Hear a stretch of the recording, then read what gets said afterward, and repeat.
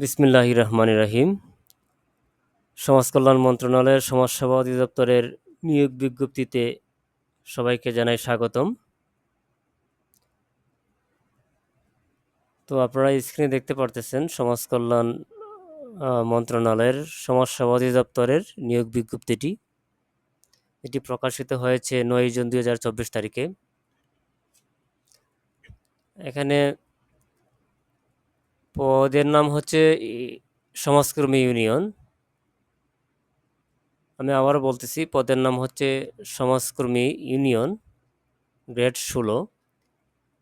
সেটি হচ্ছে স্থায়ী পদ, রাজস্ব খাতের। পদের সংখ্যা অনেক, প্রায় 209টি।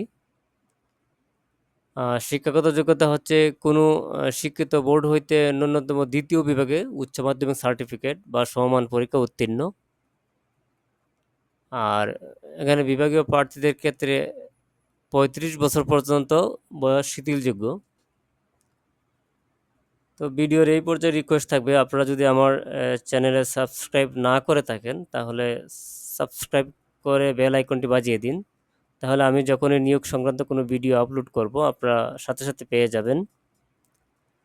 তো স্ক্রিনে দেখতেছেন যে সকল জেলার প্রার্থীরা আবেদন করার প্রয়োজন নেই। এখানে হচ্ছে রাজবাড়ী, বান্দরবন, খাগড়াছড়ি, রাঙ্গামাটি, জয়পুরহাট, গাইবান্ধা, লালমনিরহাট, ঠাকুরগাঁও, মাগুরা, ঝালকাঠি, এই 10টা জেলা ব্যতীত বাংলাদেশের সকল জেলার প্রার্থীরা আবেদন করতে পারবে।